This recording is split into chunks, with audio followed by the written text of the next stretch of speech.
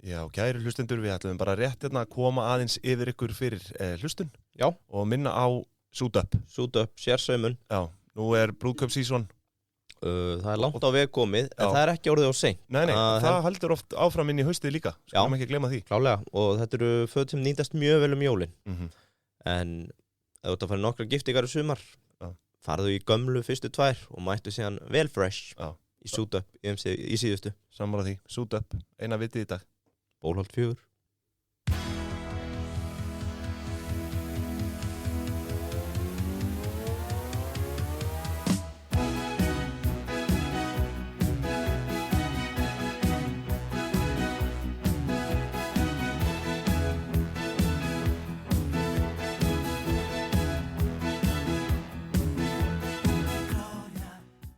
Já, góðan daginn, kæru hlustendur. Það 3. dagur og það þýðir nýr ársreikningur. Já. Addi og Iddi heils ykkur hér. Í þessum 3. þætti í seríu 3.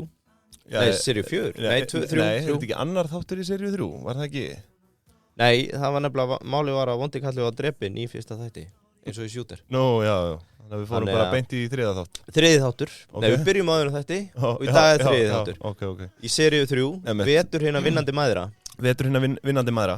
Og það verður náttúrulega, þetta í raun beint framhald frá síðasta þætti. Já. Sem við tókum svona risana í retailnum. Já, akkurat. Í matvöru pælingunni. Og eins og fram hefur komið, þá erum við að einblína á hinnar hagsínu húsmæður í þessari seríu. Og The Winter of Working Moms vinnuheiti sem bara er að gefa góð fyrirheit. Já. Og það sem sagt, ef að segja strax hvað ætlum að taka í dag. Ég fekk ábendingar hvað við hefum getað skýrt fyrstu seríuna. Já. Upphafið, almanakið og það sem átt að fara í lagið. Það er seríu 1. Já. Seríu 2 sem var ömuleg. Já. Sem við eyðilögum þessu sveitarstjórnar rusli. Ég fekk sent hérna flugferð í fennjum helvítis. Okay. Og til það 2, horskánir í hyljum djúpsins. Horskánir í hyljum djúpsins, já. Það alltaf að, já. Og svo bara saurleikssýning. Saurleikssýning. Já. En þessi seríu 3... Á það að vera shit show, eða? Já, shit show. Og það fylgdi svo sem ég vildi ekki henda inn, en þegar lorturinn fór í leikhúsi, það var líka... Já. En þú veist, bara þessi seríu 2 var ömuleg. Það margir að tala shit hvað þetta var leiðilegt að hlusta á seríu 2. Verð ekki með þetta anskoðast. Nei, hún var fín. Þessi seríu 3, Winter of Working Moms, það er bara neglt. Og ég búinn að vera að ræða við framleiðendur. Og ég held ég geti nánast staðfest að seríu 4 muni líta dagsins ljós. Já, bara fyrir en síðar, eða? Já, og vinnuheiti á henni í samstarfi við framleiðendur okkar á að heita Hugsjónamenn sem hlæja í helvíti. Já. Og við ætlum að taka eins og ísteka, þannig að blóðmerahaldið. Já. Og allar svona synda business. Já, einmitt. Og ég vil að gjaldþrotaspecialinn komið það líka. Já, þetta er bara fólk sem að græða allt og mikið af peningum. Já. Gegn almennu siðferði, má ekki segja það. Jú, bara, jú. Og það hlæri í helvíti. Já. Ekki í dag, ekki á morgun. Þetta er skemmtileg líking. Já, en þetta gæti orðið, það er mikil slaufuna menning í kringum þennan þátt. Þannig að framleiðendurnir er að tippa á tónu. Já. Og ég er ekkert viss að samstarfsaðilar kom með í þá seríu. Nei. Þú vilt ekki vera dregin ofan í þetta skíta svað, sko. Við þurfum allan að kynna þessa seríu sérstaklega fyrir þeim áður en að við fáum þau með okkur. Já. En já, þáttur dagsins. Eins og ég segi, þetta er svona þetta er seinni partur af retailnum, matvöru og í rauninni ekki bara matvara, þetta er bara það er allir fjandinn seldur í þessum náttúrulega Costco og þessu og sem við tókum síðast Þetta er bara íslenski dagvörumarkaðurinn eins og hann leggur sig. Já. Nánast. En þetta er svona, þáttur dagsins er dálítið svona tilengaður Hafnfirðingum. Já. Og það er að sjálfsögðu Fjarðarkaup. Sko, eins og einn hafði orðað hérna rétt fyrir þátt. Þetta er the ultimate kaupmaður á hotninu. Já, þetta er svona nokkuð skonar hverfisverslun bara á sterum. Já. Þú veist, þetta er í rauninni hóf sem kaupmaðurinn á hotninu dæmi, sko. En þú veist, nú verð ég sjálfur bara viðurkenna það. Ég hef ekki mikið verslað þarna og ég held í raun bara aldrei. Nei. Þú veist, enda hef ég ekkert mikið verið að bardúsa í Hafnarfirði svona í gegnum árin. Það er stemming að fara þarna. Ég hef farið nokkuð sinnum, ekki oft. Já, ég veit að móður mín kaupi prjóna þarna. Já, það er nefnilega gegnumgangandi ef þú tala við hinnar hagsínu húsmaður. Það helviti gott, hann það hot þarna. Það var orðað af. Og ég kem inn á það í mínum inngangi að það var strategísk ákvörðun hjá þeim að fara í það. Já, skemmtilegt. Svo eru við með kjötborð sem að vekur mikla kátinu hérna á, hvað heitir okkar svæði aftur, höfuðborgarsvæðinu, ekki Faxaflóðunum, hérna, út með Faxaflóðunum og sé eitthvað fleira sem þú kannski kemur inn á.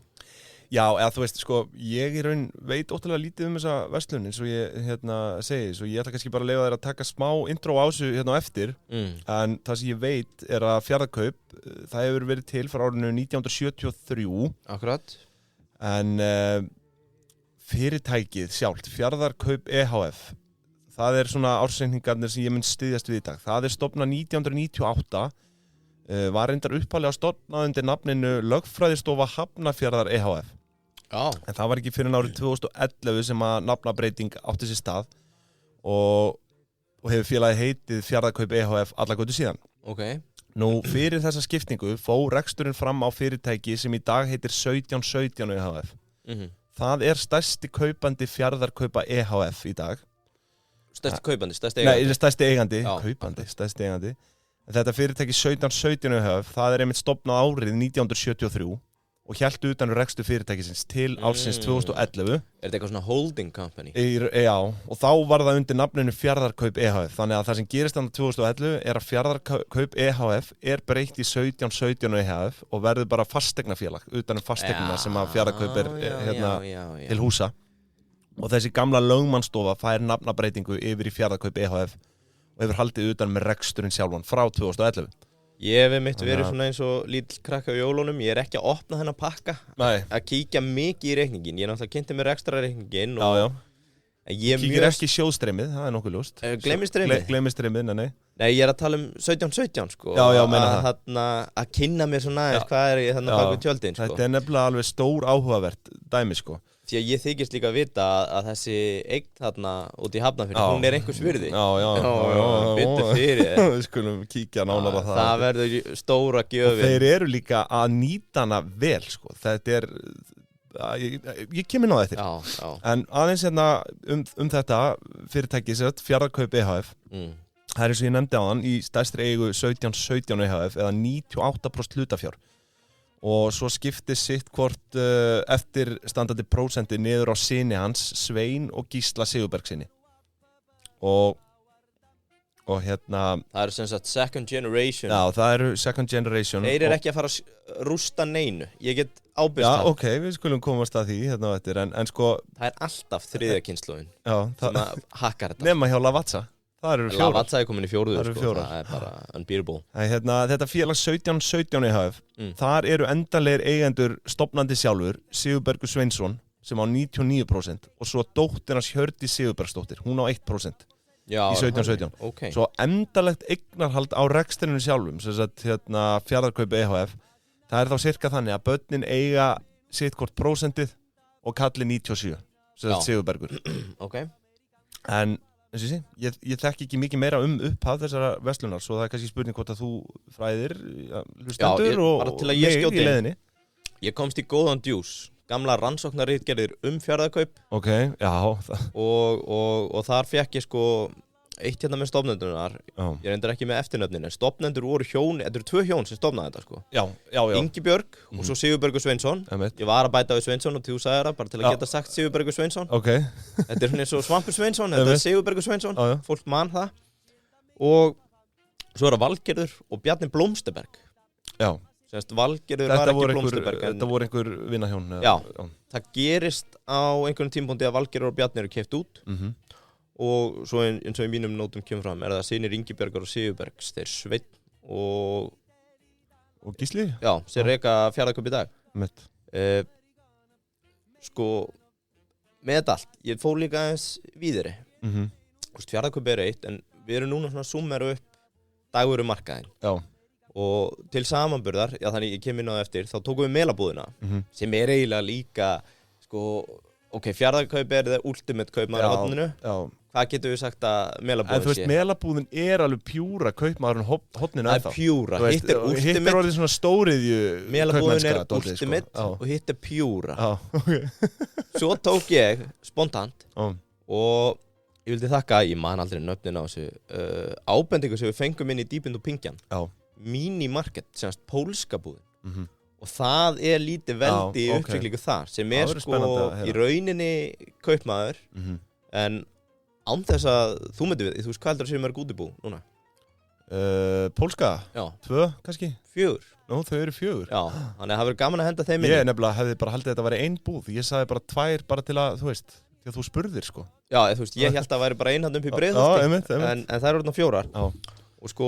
En koma inn á það, Deep into Pingjan. Já. Deep into Pingjan. Allir að joina það sem að hlusta hérna núna. Já. Join the force. Og ég veit hvað var alltaf þegar við vorum að segja þetta, Deep into Pingjan. Það hafði samband við mig, maður sem ásennst aðdáendahóp Deep Purple hér á landi. Já. Og það allt búið að vera fyllast inn í hana, þangað til við stöðum þetta, Deep into Pingjan. Það var alltaf bara Deep Purple hópurinn sem var að fyllast.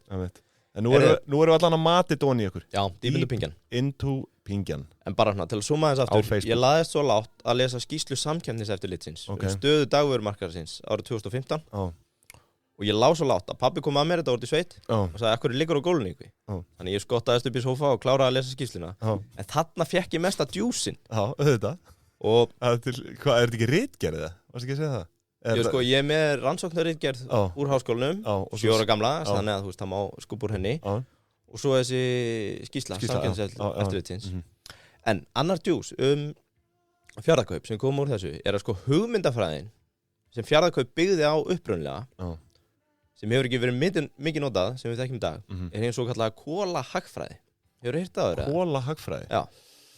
Nei, nú ég ekki hagfræðingur og ég margóft tekið það fram í föstaskaffinu, sko. Já, akkurat. Þannig að nei, ég ætla að passa þetta. Af kólahagfræði ættuð frá Húsum, en það voru hjón þar sem voru mjög aðhaldsam og allt var nýtt. Ekkert var keypt nema þessu efni á.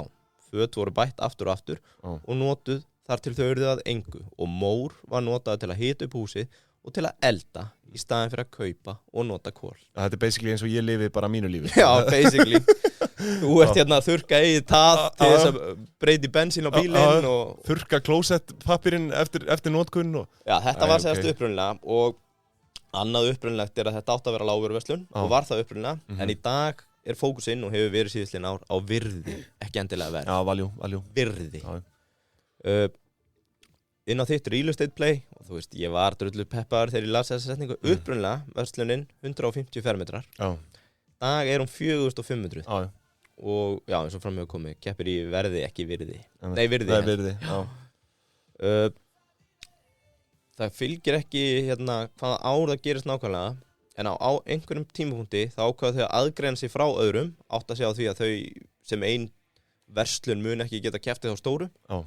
Í verðinu og fara að stofna sérdeildir eins og hannyrðavörur, heilsuhorn og það fylgir söguna að verslunin er deildaskipt eins og þeir sem á að labba þarna gegn þekkja og hver og einn starfsmannstjóri og hverju deild ber ábyrgð á eigin innkaupum fyrir sína hillu og svona, þannig að svona sett ábyrgð á starfsmennina. Já, skemmtilegt. Það er engin svona bara svona hett yfir innkaupum sko, mig grunar þetta sé að eitthvað aðeins miðlægt sko, en þú gefur þarna ákveðnum bara svona, hvað getur maður sagt, svona mini-bosses ákveðnum það er svona milli stjórnendum, eins og kannski kallast smá upphafning þar, sko Já, þetta er úr rannsóknardjúsnum fekk ég rannsókn framkvæmda af teiminu og nú munum hlustendur leggja vel við hlustir og þetta frábæra rannsóknarteimi það mældi það hvað tók marga mínútur að kaupa mjólk og brauð inn í Fjarðarkaup, bónus, samkaup, krónunni og hagkaup. Bara mjólk og brauð? Já. Þetta er svo steiktur metrix? Nei, þetta er nefnilega, þetta er mjög gott. Ég hafi reykjað auðvitað, þetta er 58 blaðsina ritgerð sem ég las og þetta var eiginlega stærsta sem stóð upp. Og þú þekki það í dag með verslanir að þær eru þó þú vitir ekki að því bara 100% engineered hvernig þú veist hvar hlutin eru staðsettir. Og þetta með mínútuna að kaupa mjólk og brauð er að sko mjólkin er yfirleitt sett þessi nauðsyn að vara sett einhver staðar á þann stað að þú þurfir að lappa gegnum eiginlega alla búðina til að sækja og hlustaðu nú viltu giska hver með lengsta tíman sem það tók að kaupa mjólk og brauð aðferðafræðin ekki ég náttúrulega hef ekki komið inn í Fjarðarkaup en mig grunar hvað þetta 7 ára gamalt veist, Krónan örugglega stærsta verslunin þarna ég myndi segja Krónan ef hún þarna annars Bónus já sko þetta mælt í mínútum þannig að það var Hagkaup 5,59 mínútur sem það tók já ég meina hugsaði þetta hverja einasta Hagkaup ég náttúrulega fer alltaf í Hagkaup út á Seltjarnarnesi sko það lítil búður já en hérna Hagkaup í Smáralind og Garðabænum ég tjöfull þar ég að labba langt í Hagkaup í Smáralind ég ætla ekki að setja út á rannsakendur hérna þau voru sennilega 6 mínútur að labba að mjólkinni en brauðið yfirleitt nálægt sko já einmitt það oft við dyrnar sko Hagkaup 5,59 og Fjarðarkaup var í öðru sæti með 5 mínútur Ertu að segja, já, bara frá því og svo þarfst að fara á kassan og, en þú veist, kannski mismundi röð og svona, þetta alveg fáið. Gamli, gleymdu því að bauðniðu þessa aðferðafræði í dag, sko. Þú ert ekki hagfræðingur og það þarf hagfræðing. Svo er svo aðstæðlegt að vera mælit út frá tíma, sko, þú veist, út af því að, þú veist, svo ertu kannski með einhverja hverfisverslun. Ég ætla bara að kvóta aftur. Þú ert ekki að fara að keyra í Hagkaup ef að bónusin nær þér, sko. Ég ætla bara að kvóta aftur. Þetta rannsókn framkvæmd af teyminu. Alveg, sko. Heyrðu, vegna smæðar þá kemur fram að Fjarðarkaup borgar meðaltali 15% hærra verð fyrir sína vörur. Þeir hafa ekki þessa economies of scale sem að stærru og eru með 23% markaðshlutdeild af dagvöru markaði. Já, og eitthvað gruna með það sem farið að býta svona meira núna í dag sko, eða þú veist, við komum inn á það eftir sko. Já, bara loka punkturinn út af því að þetta the ultimate kaupmaður á horninu. Hitt var Pjúra kaupmaður á horninu. Púra. Já, svo þurfum við að finna eitthvað á pólskubúðuna. En helstu punktar úr samkeppniseftirlitinu og þetta alþjóðlegt trend og það það að stórmarkaðir og almennar dagvöruverslanir, klukkubúðir og litla kjörbúðir eru búin að vera á miklu undanhaldi undanfarin ár og áratugi þar sem að lágvöruverðsverslanir að taka yfir. Nákvæmlega og þetta bara svona í takt við svona mína yfirferð nokkurn veginn og klálega þau eiga undir högg að sækja. Það bara allt frá komið svona, þú veist, allt frá komið bónus. Ætli það hafi ekki verið upphafið? Jú, og þau átt að segja heyrðu, við erum ekki að fara að keppa við þetta í verði. Nú byrjum við að keppa í virði. Það þarf þetta svona samt alveg fallið pæling að, þú veist, Melabúðin og Fjarðarbúðin, hérna Fjarðarkaup, það treystir dálítið á nærumhverfið að, þú veist, að versla við þau. Það er gangandi, sko. Já, og þú vilt fá svona repeat purchases frá fastakúnum. Já, akkurat. Þetta svona persónulegra. En heyrðu, þá ég svona, þetta mitt intro. Takk fyrir þetta, þetta var mjög fróðlegt að fá að heyra þetta. En þá eru það ársreikningarnir. Og sko, ég ætla að hafa 2020 ársreikningin sem svona viðmið í þessum þætti, en eins og við höfum komið inn á, þá er þetta margra áratuga gamall rekstur hérna og reksturinn hefur verið alveg, þú veist, lygilega stabíll alveg frá fyrsta aðgengilega ársreikning sem er frá 2003. Og þá var veltan rúmir 2 milljarðir króna. Já, þið heyrðu rétt. 2 milljarðir króna árið 2003. Akkurat. Og hérna, þau hafa verið að vaksa svona jafnt og þétt og eru búin að vera, norðan við 3 milljarða veltu árlega flestu öll árin frá 2009. Og þetta er búið að vera mjög svipað svona minnstur í ársreikningunum öll þessi ár, nema fyrir utan síðasta útgefna ársreikning 2020. En þá eru það að ná alveg gjörsum met ári í veltu. Og sömulegis bara met vexti á tekjuvexti. Já. Það verður að fylgja, ég kem kannski aðeins inn á það eftir að við erum ennþá í 2020 juice. Já. Hann farin að súrna. Já, hann farin að súrna dálítið en það von á vertíð hjá Pingjunni. Já. Kæru hlustendur, 2021 ársreikningin fara dett inn svona ágúst, seft, okt, sko. Kitti þetta að byrja mallinn og hann að byrja að dælis út. Já, nú nóg að gera hjá vinum okkar hjá Keldunni. En, herru, ef við ekki bara vinda okkur í þetta ár hérna, 2020 og byrja á rekstrareikningnum og við ætlum að hafa hann í boði Payday í dag. Já. Og þar eru svakalegir hlutir á döfinni. Þau eru núna að fara að kynna þennan nýja Fítus sem er nokkurn veginn svona í anda Pingjunar. Já. Tekið per starfsmann. Akkurat. Það er að fara að nýta dagsins ljós. Og margar fleiri nýjungar framundan. Og eins og ég hef ofta áður sagt, ég sjálfur gæti ekki mælt meira með þessu forriti. Nei. Forriti. Ég ætla að kalla þetta bara lausn. Þetta er bara lausn. Já. fyrir einyrkja, lítil fyrirtæki meðalstór til að senda reikningana. Hér reikningagerða upplifun. Og eins og ég segi, ég hafði ekki prófað Payday áður en að við hófum samstarf og þú hafði verið diggur. Já, ég er diggur. Ég hef verið grimmur þannig á núna undanfarið eftir að við hófum samstarf. Já, og ef fólk vil fá, hvað var það, 30% afslátt fyrstu 3 mánuðina, inn á Deep Into Pingjan. Erum við með bóðsleikil inn á Deep Into Pingjan. Beint þangað. Yes. Herðu, þá það bara rekstrarreikningurinn. Nú, heildartekjur félagsins þetta ár 2020 voru hvorki meira minna en 3,8 milljarðir króna. Og það gerir 26% vöxt frá fyrra ári sem náttúrulega stórbrotin vöxtur með að við þessar upphæðir. Þetta sko, má ég segja eitt núna, sorry, ég gríp inn í. Ég orðinn svo samdauna þessu, ég búinn að skoða þessar reikningar svo mikið núna. Þetta kemur mér ekki lengur óvart. Nei. En við hefðum átt að spyrja hlustendur núna, hvað heldur þetta sé að velta? Því að fyrirfram hefði ég giskað á svona 600 milljónir. Já, ég líka nefnilega. Þetta alveg sturluð upphæð, sko. Þetta bara einhvern veginn, þú veist, nánast farið að keppa við, ég ætla ekki að segja að keppa við Costco, en þú veist, þetta samt, þú veist, þetta svona tæpur helmingur að veltu Costco, sko. Nei, ekki alveg, þetta einn... Nei, þeir voru, ég að hugsa fyrsta árið, þeir voru með 8 milljarði, ég að rugglast, fyrsta árið, en það voru náttúrulega bara 3-4 mánuðir. Ekkert mál. En þú veist, fjandinn hafið, þetta tæpir 4 milljarðir og þetta alveg, einmitt. Út af því að þetta þessi kaupmannsbragur yfir þessu, svo þetta 3,8. Einmitt. Og svo það vaksin 26% hérna 2020. Þetta ár 2020 var náttúrulega fáránlega gjöfult. Það það sem við erum búin að koma að stað. Þetta ekki einstæmi að, þú veist, þetta búið að vera að vaksa bara eins og ég kem inn á hérna, svona 6,7% ári. Þetta síðustu 6 rekstrar ára, sko. En ég vildi svona bara aðeins adressa þetta og þegar vorum báðir bara svona 3,8. Þú veist. Þegar við sáum þetta fyrst fyrir vikunni, þá vorum bara, what the actual fuck, okay? En þau voru að velta rúmum 3 milljörðum árið áður, 2019. Og eins og ég segi, hafa verið að vaksa meðaltali 6,7% ári milli síðustu 6 rekstrarára.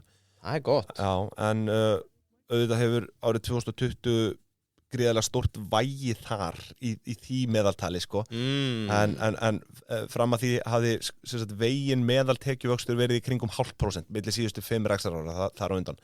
Svo sér það að þetta búið að vera svona bara nokkur stabílt, sko, þú veist, auðvelt augljóslega að gera rekstrar áætlun þarna, sko. Já. En þetta ár 2020, hvað ætli hafi gerst? Ég veit ekki, bara COVID, eitthvað, bara meiri peningur á milli handa á fólki og... Mjög áhugavert, ég líka, sko... 26%. Já, þetta náttúrulega klálega COVID, illa flest, nei, ég veit ekki, ég þori líka að fara með það, það ógs allt í verði þarna á þessum tíma. Því að, sorry, ég glemdi að kynna mér það. Þau eru náttúrulega ekkert með vefverslun, sko. Þannig að það ekki eins og hún hafi sprungið út. Nei, einmitt. Þetta bara, fólk var með meira á milli handana og kannski opnuðu einhverju nýja deild, en ég veit ekki. Þú veist, Ég held bara fólk með grímu elska að fara í fjarlægum. En herðu, all right, ég ætla að koma inn á það. Ég sé náttúrulega ekki sundulega tekjur hérna í þessum, nýjustu ársreikningum. Sko, þá meina ég sko sundulega tekjur bara hvernig þetta var að koma inn, en í árin 2015 til 17 þá þetta svona eðla mest allt bara vörur úr hillum, skilur við. Ég sá skemmtilega lið hérna sem heitir auglýsingatekjur, bandstrygg, leigutekjur. Það var á þessum árum yfirlega 2015 til 17 í kringum 0,5 til 0,7% af tekjum. Það er svona 17 til 20 milljónir. Og nú fór ég að velta því fyrir mér hvort við væri bara að selja slottinn í búðinni fyrir einhverja pappirsauglýsingar upp á vegg eða svoleiðis. Svo ég fór að skoða með það þarna og ég sé að þau eru með billboard á bílaplaninu. Nei. Jó, það eru auglýsingar rúllandi þarna allan daginn. Já. Ég gerir bara svona fastlega ráð fyrir að þetta sé ástæðan fyrir þessum auglýsingatekjum, sko. Hvað sagði þetta að vera mikið? 0,5 til 0,7% af tekjum. Þetta er svona 17 til 20 milljónir. Á ári? Á ári, sko. Já, helviti, það og þetta er náttúrulega ekkert eðlilega sniðugt, sko. Hérna, bara ég gerir svona fastlega ráð fyrir. Væntanlega eru þau kannski með einhver auglýsingaslott inni, en þetta er rúllandi allan daginn. Og þetta er hugsjónamennska. Að hafa þetta, sko. Já, klárt. Manstu hvað götu þau eru í? Þetta heitir Hólsraun, alveg rétt. Já, þannig að þetta gæti verið, sko, hefur þessi myndina 3 billboards outside Ebbing, Missouri. Nei. þau gætu endurgert íslenska sem héti One Billboard Outside Hólsraun Hafnarfjörður. Ekki? Jú, þú getur pizzaði að þeim. Já, það er fín mynd. Já, einmitt. En heyrði, kostnaðarverð seldra vara hjá Fjarðarkaupum árið 2020, þá þetta rúmir 3,2 milljarðar króna sem gerir 17,9% álagningu sem svona heldur lítið og hefur verið að lækka, já, en þú veist, þetta hefur verið að lækka talsverð síðustu ár, stóð hérna í 23,2% árið 2016 og hefur verið að lækka bara nána stöðut síðan. Ég bjóstu meiru. Já, og það er í rauninni sérst einfallega bara á afkomunni núna, hversu mikilvægt það er fyrir bara fyrirtæki eins og þau að halda sér yfir 20%. Sérstaklega í ljósi gífurlegar aukningu á launakostnaði hjá þeim. Nú eru nokkrar húsmæður að byrja að búa til brúðu af þér og stinga hana með pinnum. Já, verið að hvetja þau til að hækka á þær álagninguna. Já, en þú veist, þetta er, en eins og ég segi, þetta er bara svona, þetta er bara harðnandi umhverfi, skilur við, bara hérna krónan og bónus og þetta, þú veist, þetta er bara að fara að taka yfir. Já. Þannig að þú veist, til að vera samkeppnishæf, þá virðist vera að þið þurfum að lækka hérna álagninguna. En, og þau fóru að tala sko, það er gífurleg aukning í launakostnaði hjá þeim. Laun og launatengd gjöld, förum aðeins í launin. Laun og launatengd gjöld 433 milljónir, sem þó ekki nema 11,4% hlutfall af tekjum félagsins. Akkurat. En með svona litla álagningu á seldum vörum, rétt 17,9%, þá þetta lítið svigrúm fyrir mikla launahækkanir. En á milli árana 2018 og 2020 jókst launakostnaður rúm 18%. Þess að 366 milljónum í 433 ár. Af þessum 433 milljónum í launakostnað fara 358 í hrein laun til starfsmanna fyrir skatta sjálfsögðu. Hjá fyrirtækinu störfuðu 114 manns á árinu 2020 virðast að fækka starfsfólk í COVID-faraldrinum þar sem að já, svona flest árinu undan þetta voru svona 160 manns. Já. Sko, hvað ert þú með skráð? 114 ekki? 114, jú. Já, akkurat. En þau gefa ekki upp hversu mörg ársverk voru skráð, svo það gengur auðvitað ekki að fara að reikna laun á haus hér. Það er væntanlega, þú veist, hluta starfsfólk og annað sko. En kostnaði fyrirtækisins á haus með launatengdum gjöldum er þá bara þessar 433 milljónir deilt með 114 sem gerir tæpar 3,8 milljónir á ári per starfsmann, sem jafngildir rúmlega 260.000 per starfsmann á mánuði með launatengdum gjöldum. Og þetta er að sjálfsögðu hluta starfsfólk og annað, þannig að þú veist, þetta í rauninni segir okkur ekki hérna. En þú veist, hlutfallið er rétt, þetta er 11,4. Já. Það er svona í herra lagi. Já. Nei, og þó, þau eru í rauninni bara, ég kemur náðu eftir. 11,4% er í rauninni ekkit hátt þannig, þetta náttúrulega diffrar bara eftir módelum. Þú veist, ef þú ert í veitingageiranum, þá er 50%, þú veist, ekkit óalgengt, sko. Að þú veist, það er bara svona, held ég, eðlilegt, sko. Já, ég er náttúrulega með allar tölur hérna fyrir bransan, sko. Já, fyrir þennan bransan, já. Costco, 8,8, Festu, 11,5, Haga, 9,5. Kannski hátt í þessum geira, einmitt. Nei, þetta er rauninni bara miðgildið. Ándjóks, þetta er miðgildið. Skemmtilegt. Þetta er meitillinn. Nei, hvað var áttu meitill? Meitill? Já, sem mann vinur okkar Brynjólfur. Já, það er svona... Það var einhver fjandi. Eitthvað meðaltalsvísir. Æjumann. Það ekki? Já, hann fyrirgefur okkur þetta. Já.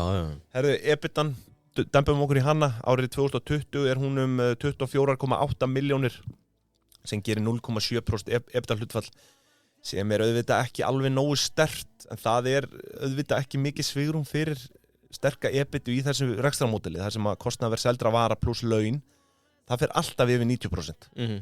Og þá eftir að pæla í öðru rekstrakostnaði til dæmis, við höfum dálítið verið að skoða þennan metrik, COGS pluss laun, sem hlutfall af tekjum. Akkurat. Sem er bara kostnaðarverð seldra vara pluss laun og launatengd gjöld, deilt með heildartekjum. Og þetta er mælikvarði sem er auðvitað breytilegur eftir brönsum. Akkurat. En ef við skoðum síðustu 6 rekstrarár hjá Fjarðarkaupum, þá sjáum við að COGS pluss laun hefur lægst verið 93% af tekjum frá árinu 2015. Og það eru árin 2015-16, þá eru þau hérna, COGS pluss laun 93%. Og það hefur í raun farið bara stighækkandi síðan þá. Eitt hérna, sorry. Já. Við höfum talað að prófa að henda meiri samanburð inn í við yfirferðina. Já.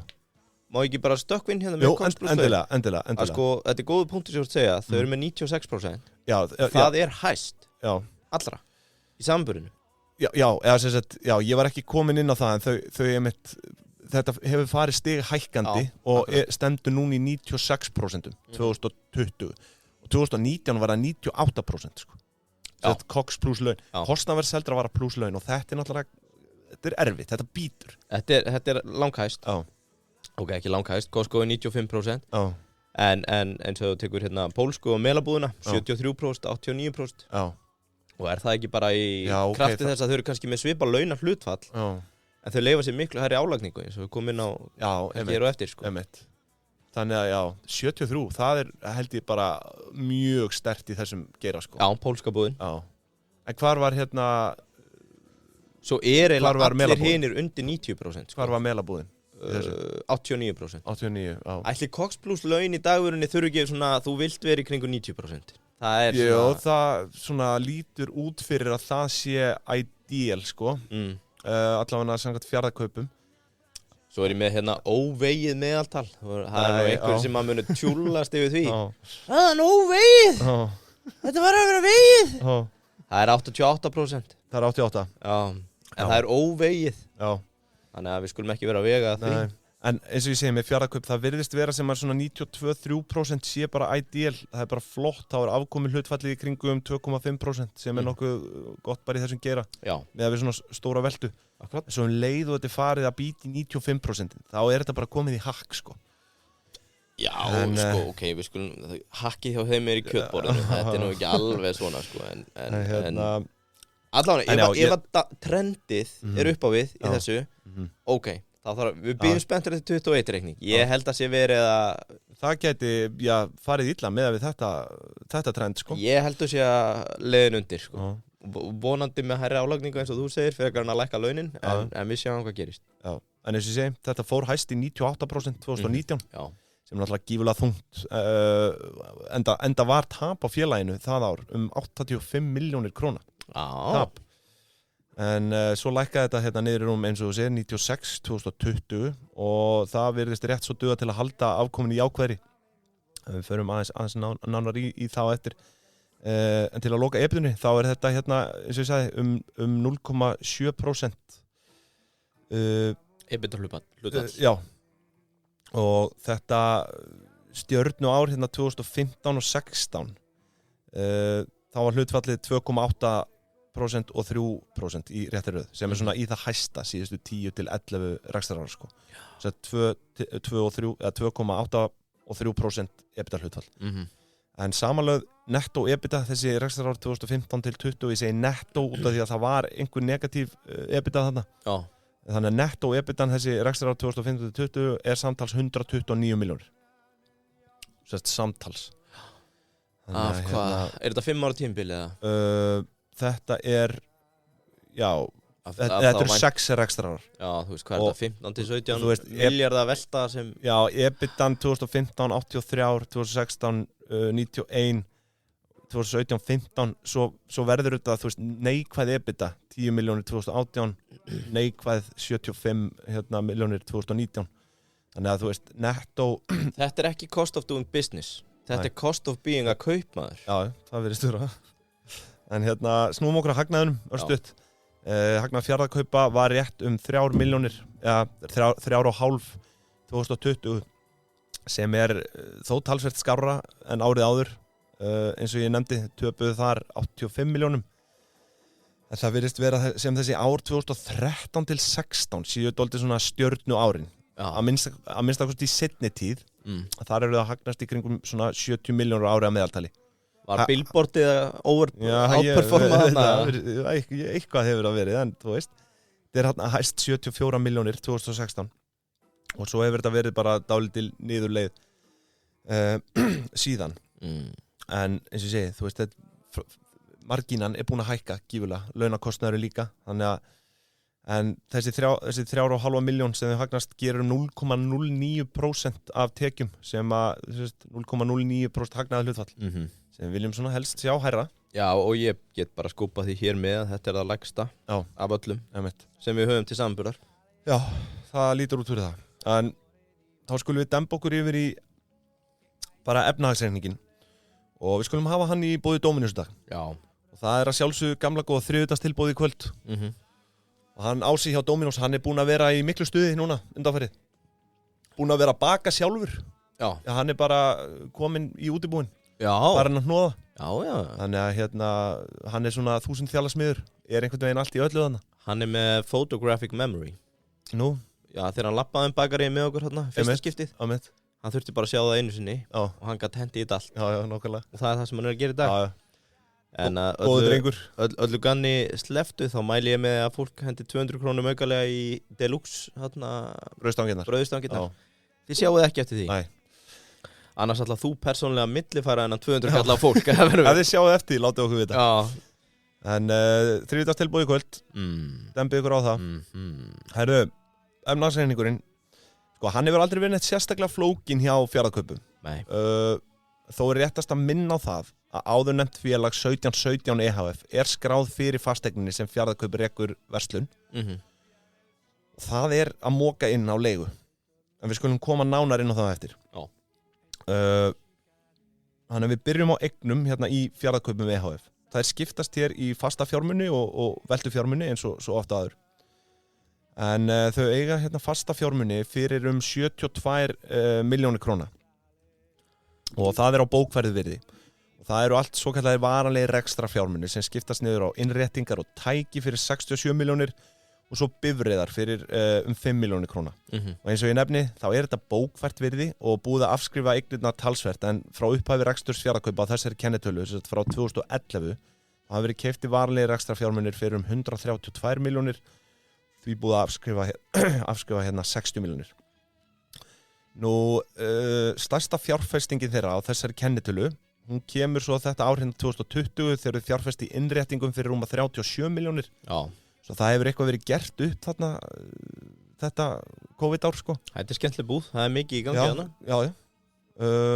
En nú verð ég aðeins að bræða mér frá Fjarðarkaupum EHF. Já. Og yfir í 1717 EHF. Okay. Sem þú veist, þetta móðurfélag í raun. Er það þeir sem eru með þarna símaskrána? Nei, það ekki þeir. Nei. það það ekki 18? Jú, léttu djók. Já, ég veit það. En 1717 samt eitthvað. Já, heyrðu, það hjálpa sími Rauða Krossins. Já, hjálpa sími Rauða Krossins. Tengjast þau? Já, ringir, nei. Ringið þau ef þið þurfið. Endilega. En sko, þetta 1717 EHF, það heldur utan fasteigna Hólshraun 1 áður nefnt. Það sem verslunin til húsa og ég sé ekki betur en að þetta sé eina fasteignin sem skráð á það félag og kostnaðarverð hennar skráð sem 177 milljónir króna. Það hefur verið keypt fyrir 177 milljónir króna. Hvenær hún keypt nákvæmlega veit ég ekki, en það allavega fyrir árið 2003. Já. Það sem fasteignin var skráð sem eign það árið og það var nú búið að afskrifa hana alveg talsvert þá. Já. Þannig að ég gerir ráð fyrir að hún hafi verið keypt bara, 1980 og eitthvað, sko. Bara nánast við stofnun?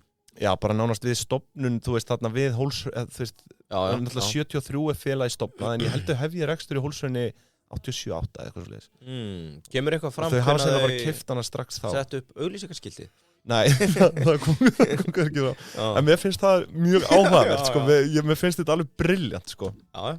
Við þurfum eiginlega að spyrjast fyrir þetta. Ég minn, þetta kólahagfræðin, það þarf að ríja til. Já, eins og ég segi, maður fekk ekki sundurliðin á sölunni þessi ár hérna, en ef ég leita þess aftur, þá sá ég að þetta eru einhverja auglýsingatekjur og mig grunar þetta sé billboardi. En þú veist, þetta einhverja 30 milljónir í dag ef þetta hélt í við hlutfallslega, sko? Já, ég meina, mér langar að senda á þau bara, fá sundurliðin á þessu, bara hvað að fara í þetta billboard? Já, ég skal kíkja á þetta. Hvað þau að fá út úr því, sko? En allavega, þessi fasteign, hún allavega fullu afskrifuð í dag og stendur á bókfærðu virði 17,7 milljónum. Þannig að það búið að 90% bara afskrifana, skilur. Já, þetta bara við að hrynja. Já, og þetta gott dæmi hvernig efnahagsreikningur getur verið villandi. Ég kannaði fasteignamatið og það stendur í 730 milljónur samkvæmt þjóðskrá fyrir árið 2023, takk fyrir. Já. Þú veist. Segðu þetta eins og enn? 730 milljónir fasteignamat á fasteigninni. Akkurat. En aftur á efnahagsreikningum, förum aftur í efnahagsreikningin hjá Fjarðarkaup EHF. Fasta fjármunir, þeir eru upptaldir, stóði 72 milljónum, þá skulum við fara yfir í veltu fjármuni, en sko, þeir standa hérna í 735 milljónum og þar eru viðskiptakröfur, kóngurinn, í 417 milljónum, því næst Byrðir fyrir 208 milljónir. Já, ég ætla bara að segja, ekkert eða ómiklum tími í þetta. Nei, ég gekk lengra en ofta áður. En við verðum að kíkja á velturhraðan. Hann stendur í 14,67 sem þýðir að lagerinn er að rúlla á 25 daga fresti. Og þú kannski kemur með einhvern smá samanburð úr þessu hérna eftir, en hérna, svo til að loka bara veltufjármunni, þá liggja þau á 109 milljón króna handbæru fé. Mér langar að adressa það, að þau hafa ekkert verið að greiða sér út arð þessi síðustu misseri, þrátt verið að standi sko yfirleitt fremst í ársreikningunum að stjórn félagsins leggi til arðgreiðslu.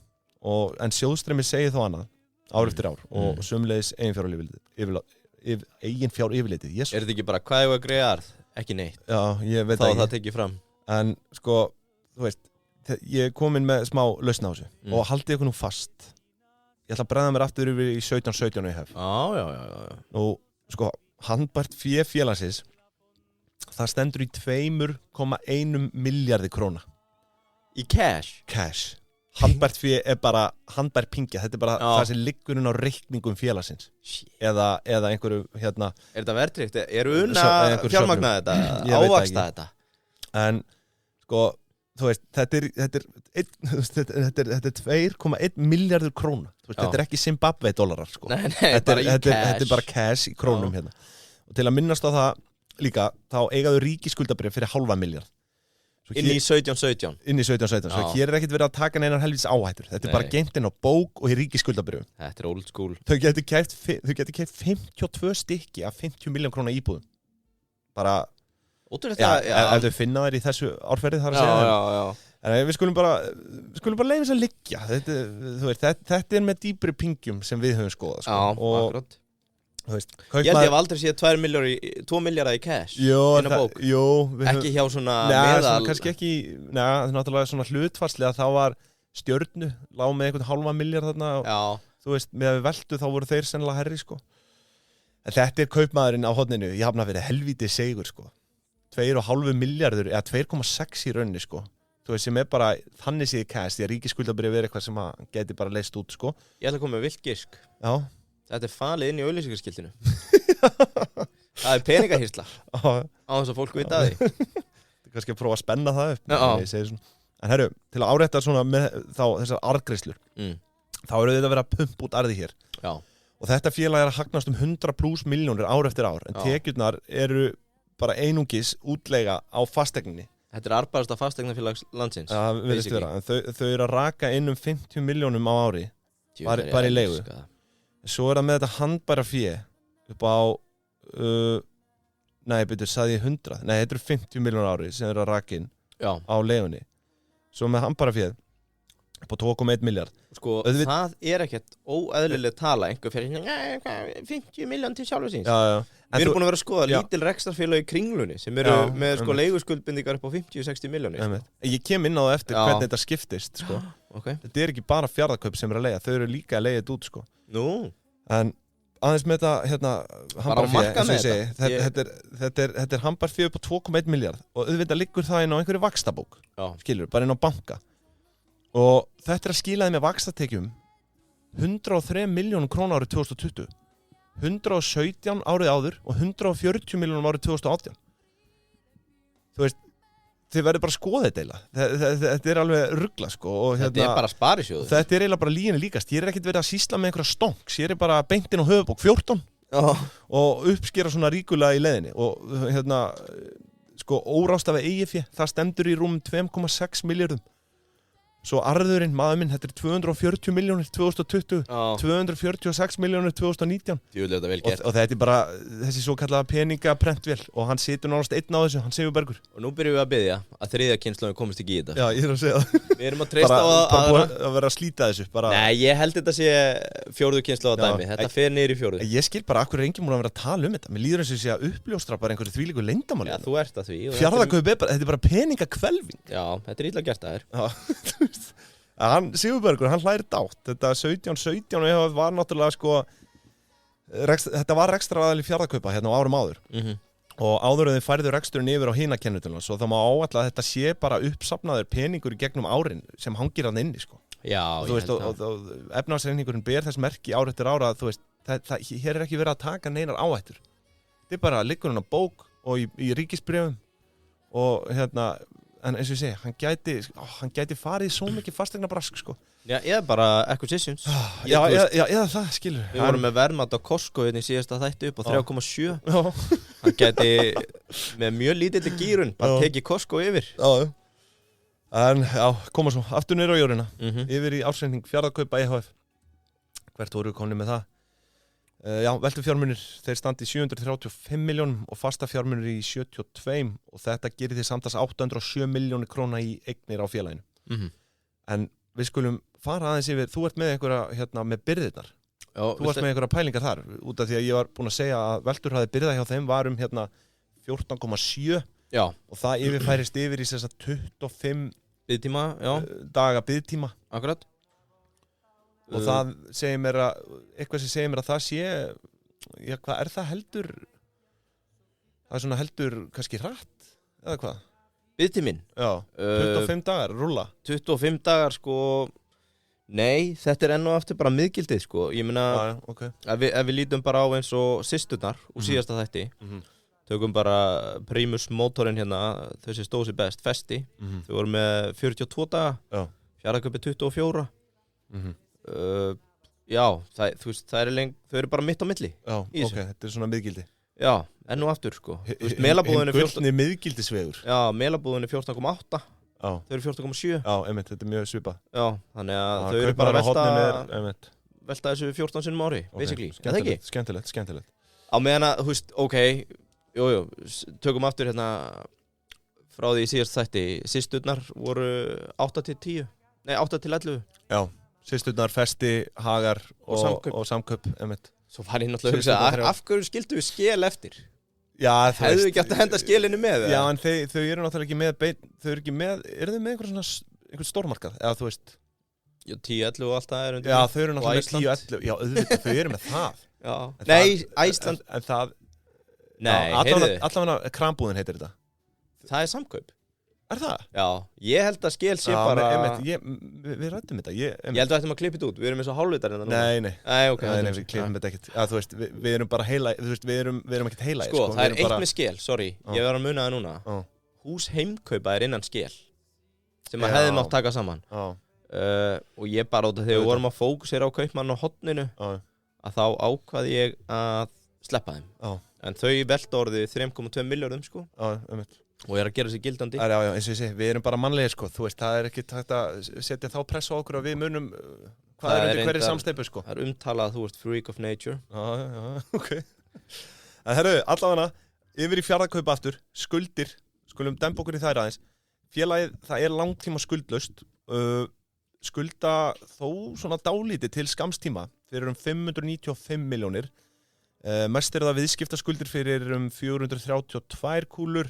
Svo skuld við tengd félög upp á 130 sem er þá skuld við 17 við haf samkvæmt veltufjármunum þeim megin þar að segja en þar eru kröfur á tengd félögum 130 miljonir annars er svona fátt fína drætti í skammtíma skuldunum ég rek reyndar augun í smá djús og sé að þau eru með þennan leigusamning við móðurfélagið væntanlega upp á 36 miljónur á ári en móðurfélagið 17 það var að taka inn 50 miljónir í leigutekjur þarna þetta ár 2020 sem segja okkur að þarna liggja 14 miljónir á milli og ég sé að apótekarinn er skráður þetta í sama húsi sömuleiðis er OB bensín á lóðinni svo það má ætla þess að 14 kísukúlur komið þarna frá þeim fyrir leiguna OB og apótekarinn Það er aðeins að æsast upp í mér Nú? Við höfum ekki verið að gera það svona í miðju lofti en ég fór inn á fasteignaleitin Þú gerir alltaf sömu mistökin Já, sá óábyrgi mættur og fór inn á fasteignaleitin finn þar verðsögu fasteigna og sé að síðasta sala í Hólsrönni í mars á þessu ári þá var fermetraverðið fyrir atvinnuhúsnæði 348.000 Ok Ef við tökum þá tölu sinnum, veistu fermetran, er þetta ekki 4.500 fermetrar? 4.500 cirka, sagður það ekki? Það er 1,5 milljarður 1,5 fasteigna mat samt 700 og, hvað var það, 770? Já, ekkert að marka það 730, En þú veist, þetta var ekki það óábyrgt Nei, þetta bara reiknaði byrni. Tók skammt af. Já. En hérna, hvert var ég komin? Já, þetta eru 14 milljónir sem liggja milli sennilega OB og apotekarans í leigu fyrir rými. En annars eru skuldina svona nokkurn veginn upptaldar. Ég þarf samt að sjálfsögðu að kanna skammtíma greiðsluhæfi. Já. Og það er veltufjárhlutfallið í 1,24. Já. Sem bara príðis gott þannig og ef við ætlum að skoða sömu starf fyrir 17 EHF þá fáum við reyndar 21,5 svo ég hef svona tiltölulega litlar áhyggjur af þessu þarna hjá þeim Sparisjónum.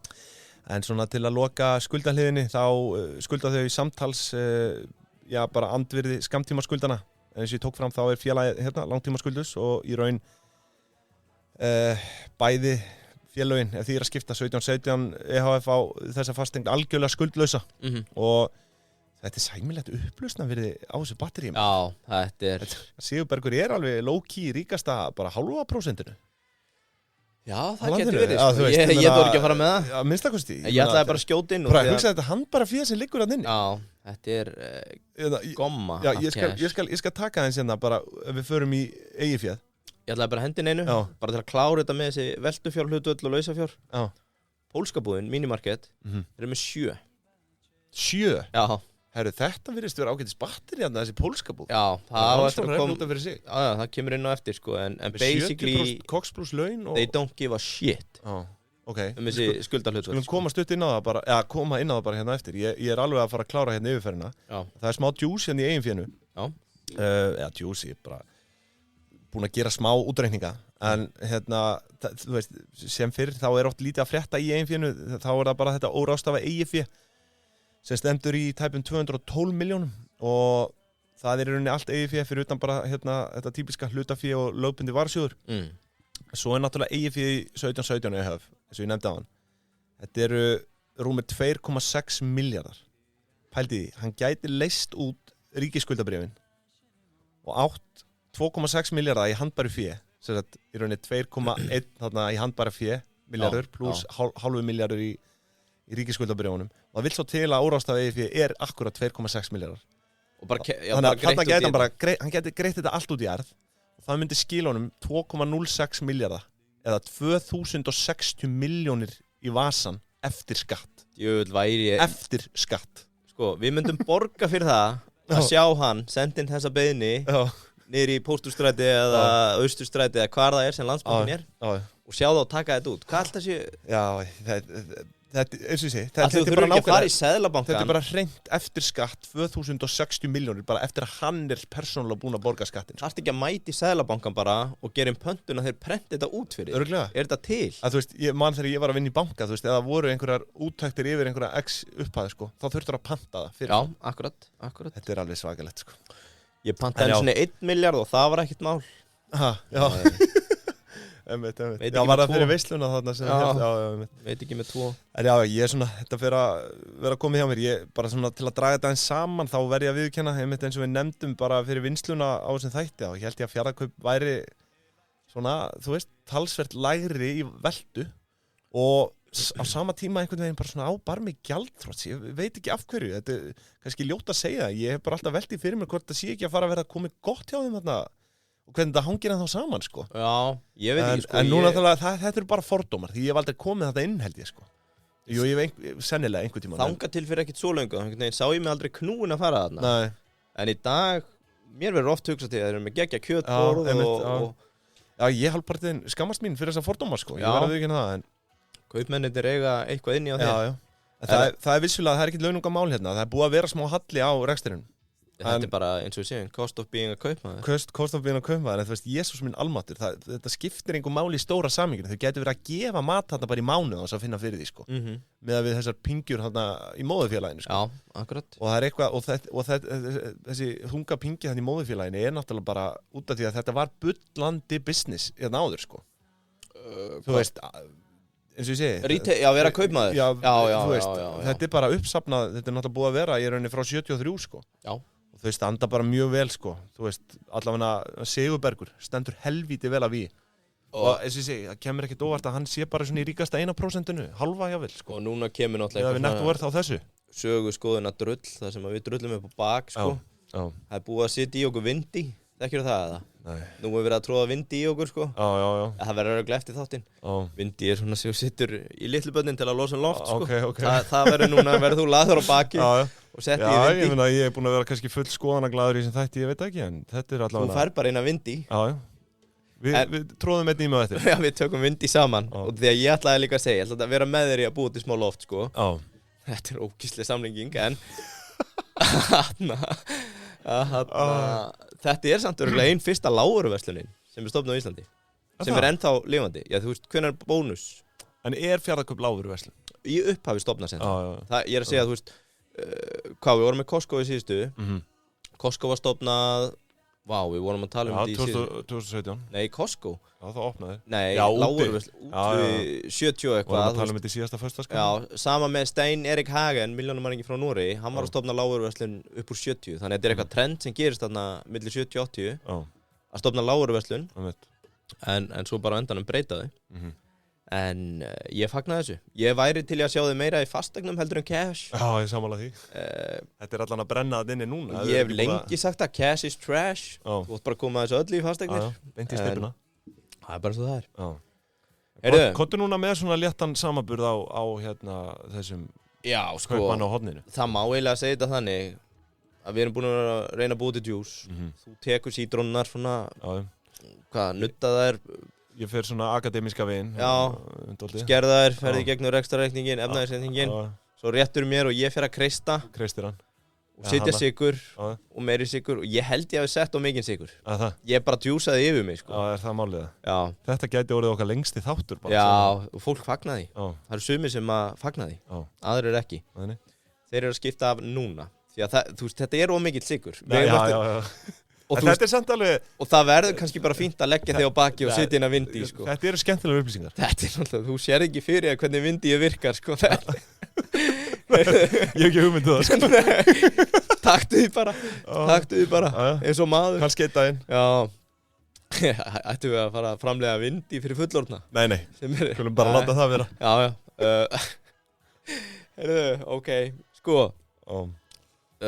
Ég ætla að reyna að gera það snyrtilega, að bera saman kaupmenna, þessi 3 ripp-rappar upp sem við tölum. Við ætlum að reyna að halda systrónum utan við. Já, og þetta er náttúrulega... Í boði keldunar, eins og alltaf. Keldunar sem fyrr. Og þá sérstaklega verðmatið, sem að menn er að segja, sé að standast tímanstönn. Alveg upp á 10. Emmett, það er búið að auðsa yfir þér lofi hérna. Fyrir nákvæmar verðmatsaðferðir. Akkurat, en þetta er Fjarðarkaup. Svo...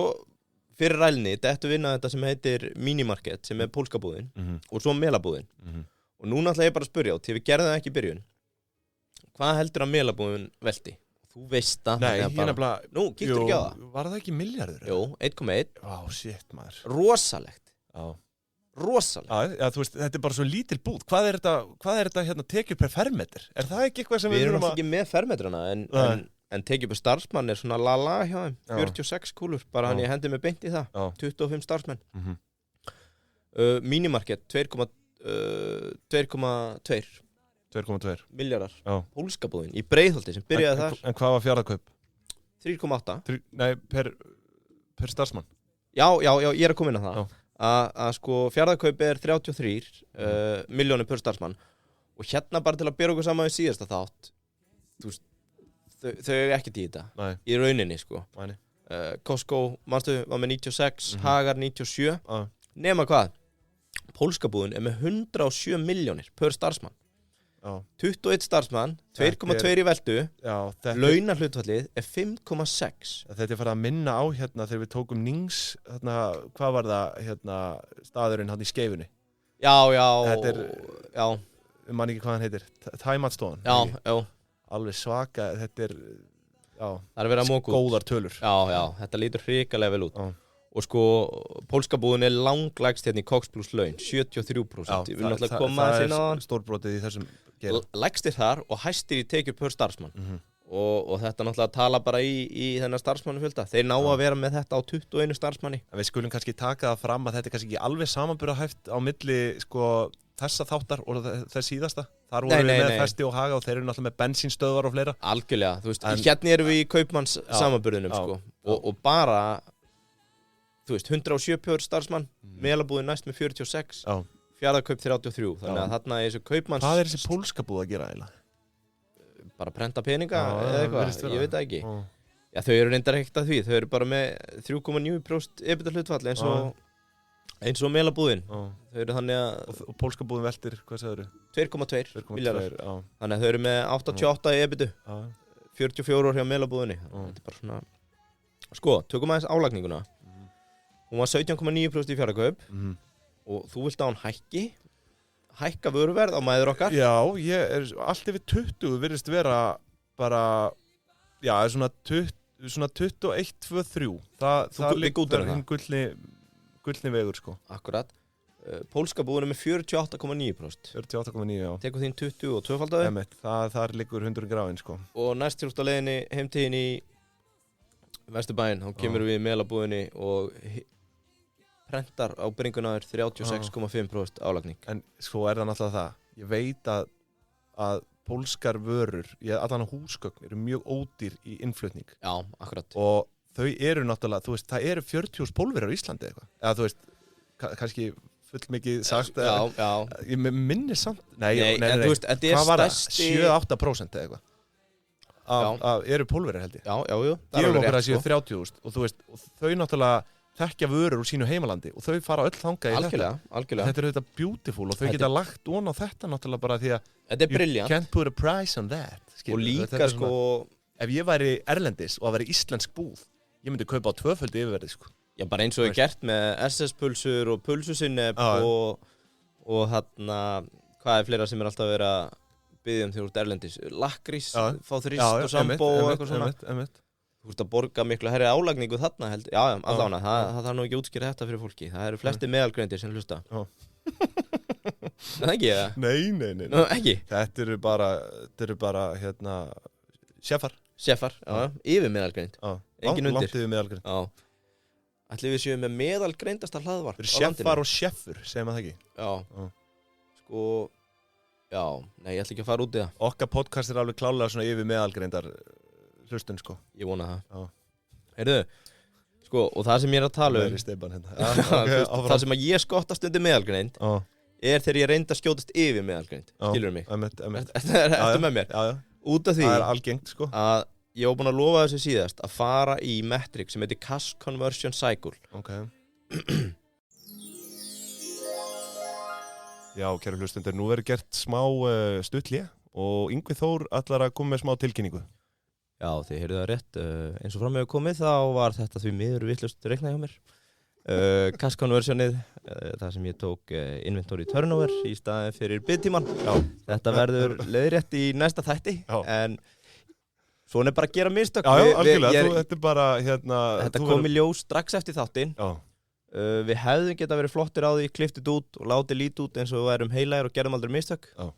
En svo er ekki, þannig að bara njótið hlustunnar, þarna endurspeglast að maður skottast undir meðalgreindina. Og bara þetta verður leiðrétt í næsta þætti. Herru, takk fyrir, njótið. Og veist, þetta er alvöru djús, þetta átt að vera alvöru djús, en ég er hræddur að sykurinn hafi verið ómikið fyrir mig. Og ég er bara í sykursjokki. Sko, bara til að útskýra þetta er metrik sem á að bera saman hvað tekur fyrirtæki marga daga að selja birgðirnar sínar, fá greitt fyrir þær, semst viðskipta kröfurnar, og hvað það er lengi að borga út sína skuldir gagnvart byrgjónum, skilurðu. Og þetta er svona, þetta á mjög vel við í retail. Út af því að þegar þú ert með búð, þú ert með ákveðna greiðslufresti fyrir að hvenær þú ert tilbúin til að borga fyrir vörurnar, hvenær þú selur þær, hvenær þú borgar út. Og eitt sem gerir þennan metrik mjög relevant er grein hérna frá Harvard, Business Review, sem talar það að negative cash conversion cycle er það sem gerði að verkum að Amazon lifði af .com bóluna. Og þá voru tekið dæmi pets.com og fullt af vefverslunum sem voru öll búið að vera superhypuð í .com, fóru á hausinn, ekki Amazon lifði af .com. Já, þau voru með þetta negatíft. Já, og þegar þú ert í negative cash conversion cycle, þá ert í rauninni að fjármagna innkaupin með skamtímaskuldum, með viðskiptaskuldum byrgjana. Þú ert basically að selja vöruna áður úr borgar fyrir hana. Já, einmitt. Þú ert að fá pening inn hraðar heldur en þú ert að borga hann út, skilur við, milli byrg, að þú veist, já. Akkurat, þannig að gott að við ræðum þetta, þannig að þú veist, fólk átti sig á þessu. Þetta í grunninn þetta einföld, þú veist, pæling, en þú veist, fræðin á bakvið þetta, þú veist, menn gera það svona meðvitað, skilur við. Þetta eru 3 mismunandi metrik sem þarf að taka, sem býr til þess einu tölu, og eitt sem að mér varst áhugavert, það mjög vinsælt núna hjá svona, sem bara bröskurum, fólk sem vill höstla online, þetta dropshipping. Hefur þú heyrt þetta? Já, hef ég heyrt. Já, setur upp heimasíðu, segir ég ætla að fara að selja þetta. Það er að fara í þetta, þá stóru nú seitt. Já, bara til að hafa það á hreinu. Já, en þetta virkar sérst þannig, bara henni útskýrði það. Þú setur upp heimasíðu, segjum bara mikrofónar.is, segist vera með sölu á bara mikrofónum á fínum prís. Gunni Grunnlösi kemur inn á síðuna, borgar 100 skall fyrir mikrofónin, leið og pöntunin kemur inn, þá panta þú hana. Skilur, þetta dropshipping. Þú ert með byrgjan ready og veist að þú getur panta. Þetta ekki bara það sem búðir að gera í dag? Þetta orðið náttúrulega mjög vinsælt í dag, og því að þetta eliminator allri áhættu, skilur. Já, algjörlega. Þetta ekkert annað en áhættustýring, sko. Já, þú ert ekki að taka á því neitt lager, þú ert bara... Þetta beautiful, því að þú veist, hversu margir hafa keypt einhvern lager af einhverju dóti og bara hreinlega farið á hausinn því að ná ekki að selja þetta út, skilur. Akkurat, þannig ertu bara að minna með þessa áhættu og ég ætla að reyna að setja þið samhengi að kannski eru búðir þetta nema þau ganga skrifinu lengra að þau borga þér ekki fyrir en það er líka alveg dæmi það að þú sérst að verslunir takinn kannski bækur eða eitthvað og selja svo bara það sem, þú veist, umbóðsala. Já, umbóðsala. Ég lenti því, akkurat. Sko, áhættan engin hjá þeim, sko. Þau eru ekki að kaupa bretti af bókinni, þau bara selja það sem þau fá og svo bara skila þau restinni ef að... Akkurat, það mjög gott að ræða þetta. Ég að fara úr sykursjokkinu og aftur í cash conversion cycle. Sko, það sem ber núna af milli kaupmannsins og hotninu og í rauninni systranna 3 og Costco að kaupaðin og hotninu allur í plus. Það að segja cash conversion cycle þar. Þú vilt að þetta sé láttala, negatíft gott. Negatíft gott fyrir þig. Tökum fjarðakaup. Slæmt fyrir byrgjan. Akkurat. Fjarðakaup sem var spána að koma inn á, velturhæði byrða 14,7. Svo days sales outstanding, sem þar sem þú tekur viðskiptakröfurnar og deilir með veltu 34 og days payable 43 og plusar 2 og dreifur frá. Þá eru þau 5,7 dagar, cash conversion cycle á fjarðakaup. Costco til samar burðar negatíft 0,2. Svo var ég bara einfallega að fara að efast að ég var að reikna þetta rétt og fer í sykursjokkið því að Festi með mínus 43,1 dag. Þannig að við erum að skilja þetta rétt. Þetta Eggert. Já, Eggert áhrifin sem að fara dvínandi núna.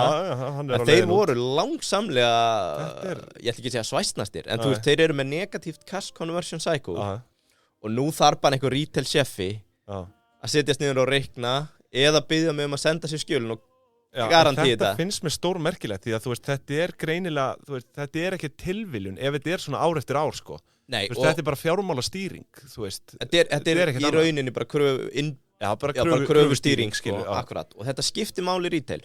Það þarf samt að segja, þú getur ekki borið Festi saman við Vodafone núna, en upp á að... Vodafone? Já, þú veist bara, þú berðið ekki saman við bransa, en þú getur borið þetta saman innan retail og til þess að hafa sem mest nota af þessu, þá trakkar þetta milli ára til þess að fylgjast með hvernig fjárstýringin sé að batna eða ekki.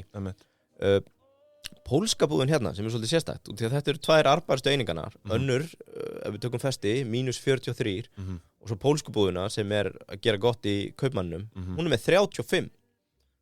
Sem að út frá þessum metrik frekar léleg fjárkröfustýring.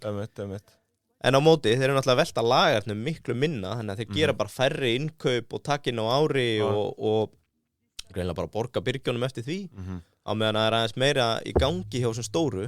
Og þetta kemur allt niður á þessum helvítis skilmálum, greiðsluskilmálum hjá stóru.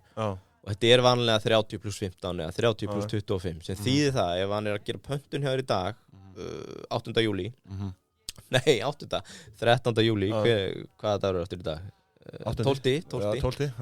júlí 12. júlí í dag 12. júlí þá ertu að fara að fá líðandi mánuð plus 25 þannig að þú fær greitt fyrir að 25.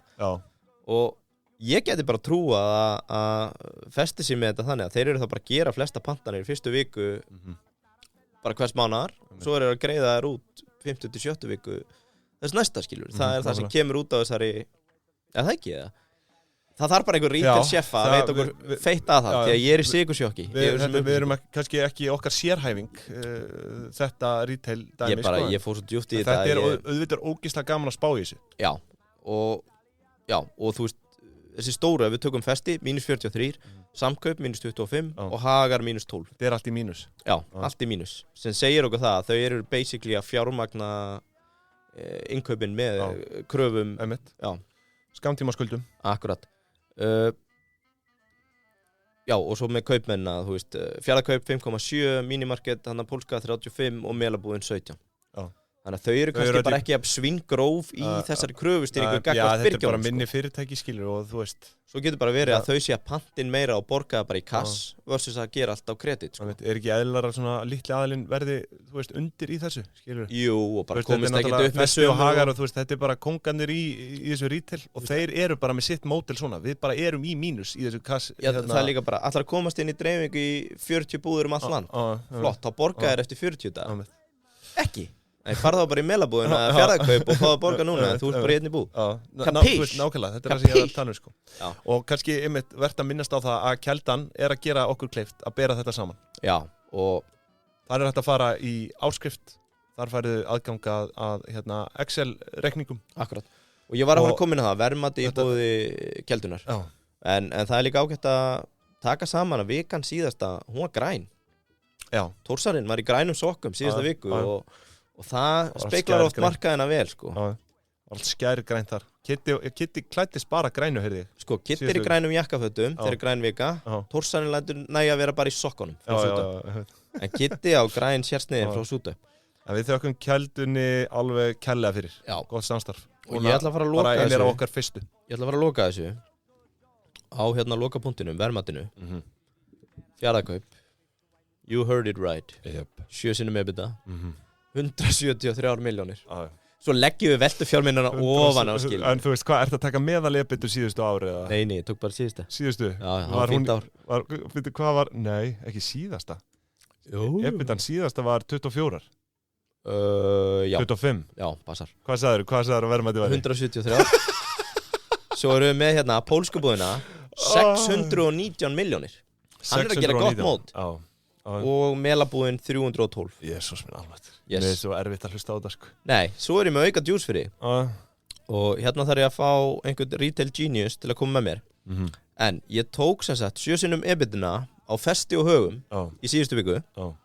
Sinnum 7, sem var market cap upp á 73.626.000 fyrir Haga, sem að þú hlóst átt. Og 70.823 milljónir fyrir Festi. Það er ekkert svo fjarri. Deildi með fjölda hluta, þetta er 7 sinnum EBITan. Veistu hvað gengi á Högum var þennan dag? Nei. 65. Veistu hvað verðmatsgengi samkvæmt 7 sinnum EBITan? Já, það er eitthvað mjög svipað. 65. Spot on. Ég veit að hann er á þessu bíli, sko. Festi, samkvæmt þessu, og þetta er ekki ráðgjöf, væri undirverðlagt 8%. Því að verðmatsgengi á 7 sinnum EBITA væri 227, en var 208 þennan dag. Þannig að þar höfum við það. Ef við tökum síðan EV to EBITA, þá var þetta trailing 9,4 á Haga og 8,5 á Festi. Já. Þannig að skemmtilegt. Sokkur. 7 sinnum EBITA og markaðurinn er bara í 65. Ég skal taka hana sokk. Yes. En herru, er þá ekki yfirferðin svona nokkurnu einn? Jú, og þetta er skemmtilegt. Þú veist, þú ert að fara þarna yfir metrik sem skiptir máli í þessum bransa, sko. Já, sko, þú veist. Ég kann að meta það. Málkell var hjá mér að mála í síðustu viku. Já. Það er kötturinn? Það er Kesi, Kelly the Cat. Hann er komið með fyrirtækið Málkell og er að mála, vít og galið. Og hann sagði sér úr málingabransanum. Það var rosalegt. Þetta er bara, þegar þú hittir málar í dag, þá er talað, sástu return on sales hjá Sliðfélaginu. Það er eina sem þið tala um. Og núna, í retail heimnum, hann nötrar allt. Finsarinn og Eva, þau eru bara, heyrðu, við erum með negatíva 12, hvernig komstu upp í negatíva 43? Þú veist, það nötrar allt. Klálega, þetta er eitthvað sem Nákvæm til við fáum aðhaldið. Vonandi að þetta verði hreyfiafl. Já, ég myndi kalla eftir einhver óskeftir að fá sér gögn frá mér og fara yfir þau og ég leiðrétti það þá seinna. En ég held ég hef ekki klúrað þessu. En ef einhver frá Festi eða Högum eða samkaupum er að hlusta, sendið á þá væri frábært eða þið gætu í alvörinni send á okkur einhvers konar bara komment á þetta cash reversion cycle, Hvort er spá í þessu? Mér þykir þetta mjög áhugavert. En allavega, þá held ég bara að þetta sé komið gott hjá okkur í dag. Já, senda postin á spam@ingvi.is. Þá fer það... Nei. Bara á Facebook eða eitthvað. Þið sjáuð okkur inn á Dýpindúpingjan. Akkurat. Við þökkum kærlega fyrir okkur í dag. Yes. Segjum það.